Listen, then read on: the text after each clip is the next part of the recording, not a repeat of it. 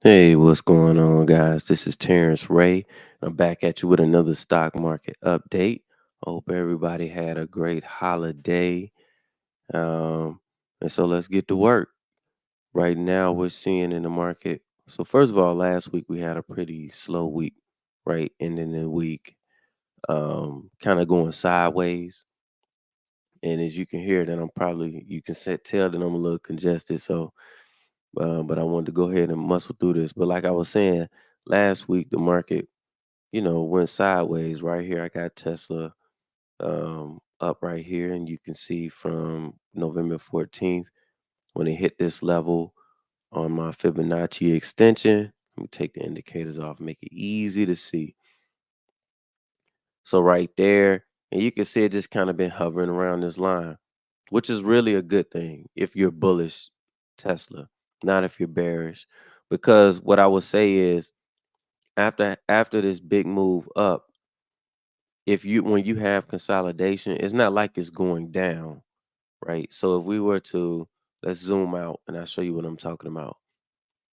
So looking at technical analysis, when you have a large move up like this, and then you get a little chop and you got a little breakdown here, but it went back up, little breakdown here, and then took off again. Generally, if you're gonna get a down move, you see this big gap and it just took off. Even if you look over here, you got a gap right here, and then the market just took off to the downside. So we haven't gotten that. Like we haven't gotten a gap down and then for the market to take off. It came down, touched the trend line, and then gave us a up move, and then it's going back up. So the way I look at it, like right here, you can see where it came down to this low and then wicked up. Now, initially, the trend line would have been from here to here, and you could see it came down like it was going to break out, but it didn't and came up. So you want to see it come, even when it gets here, you want to see it to come up here and then pull back and retest this trend line and then take off if you're going to go to this next level. But it's just chopping around this 100 level right around 238. And then what I think we'll get a breakout here, and then you may get a little bit of resistance at the trend line before it breaks higher to go up and touch this level here. Same thing. We have that same pattern. You may say, well, what makes you so sure? I'm not 100% sure of anything, but what I will say is that pattern.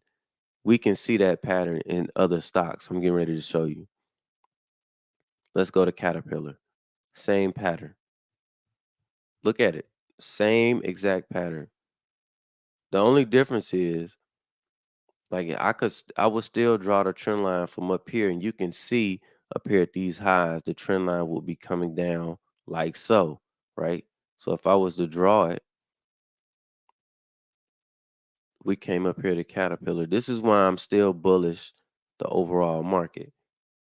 If I came up here and just came down from here, from these two highs, that trend line, this market is still going to have to come up here and test this trend line on Caterpillar to make it to its 1618, which is right up here at, let's call it 266.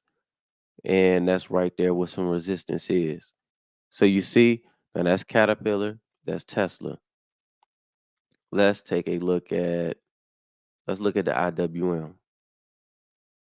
Look at that. Look at that. I'm showing you, and this comes off of a head and shoulders. You see the shoulder, the head, shoulder. That was your reversal pattern there. Came down, chopped around, and it gave us a bottom. Now look, it came up, it hit this level. You can see the wick. It hit the 100. Now it's just chopping sideways. Now if I go intraday, we can see a nice triangle setting up right there. Look at that. Same type pattern. I could draw. I know you see it. If I were to draw it, what would it look like? Something like so. See? So at some point we're gonna get a break out of here. Now, where's the market gonna go when it does that? But you see it. These are all over the market. Let's go to Honeywell. Now, Honeywell looks a little different. Honeywell actually looks like it's kind of like in a channel going up. Now let's look at it, but let's look at it on the daily. You'll see exactly what I'm talking about. Came down, made a low, came here, boom. It already broke past the 618, so its next level, as far as I'm concerned, is right here at, let's call it 198. We got support right here at the gap on Honeywell.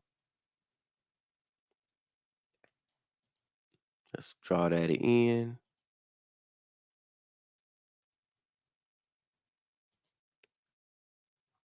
Now, let's see. Let's look at XLU. Look at it.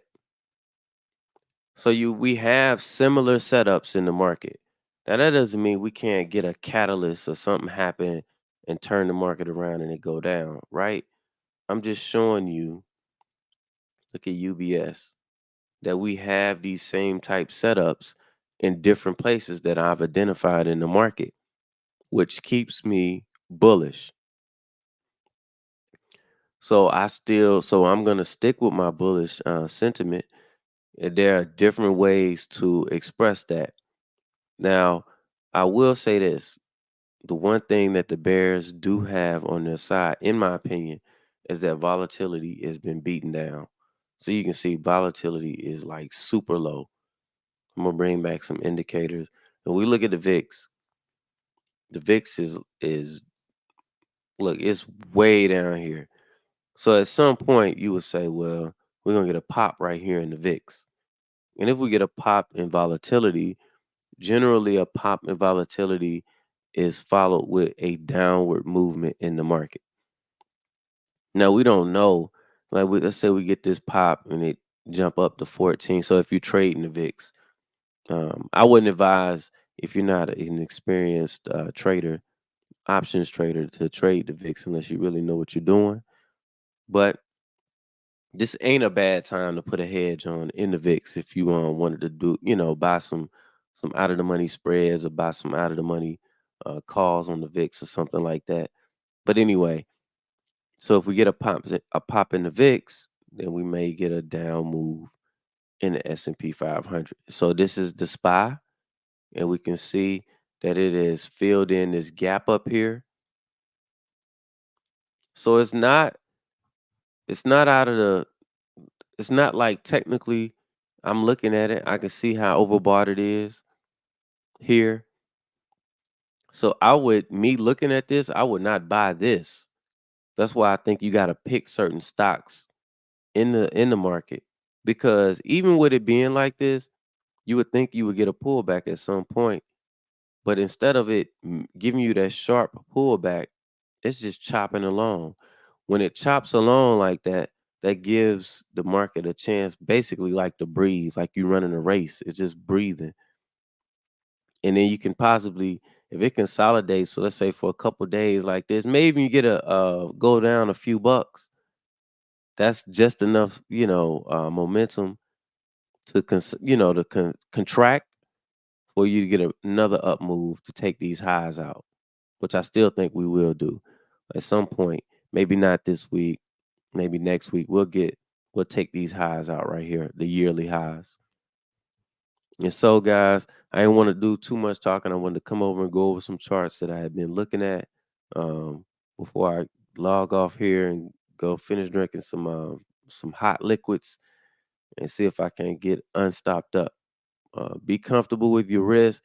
Be careful, because in some of these stocks, you're buying highs. So I wouldn't want to buy highs. Like some of the stocks that I've identified are coming off of lows. Like me, instead of getting long the S&P 500, I would much rather be with the IWM being coming off of this low. I think this is a better trade than buying the SPY at the high, right? Unless you're gonna do like a cover call and sell calls against it. Same thing with let's say look at Honeywell. I like Honeywell. Honeywell got beat down and now it's making a move.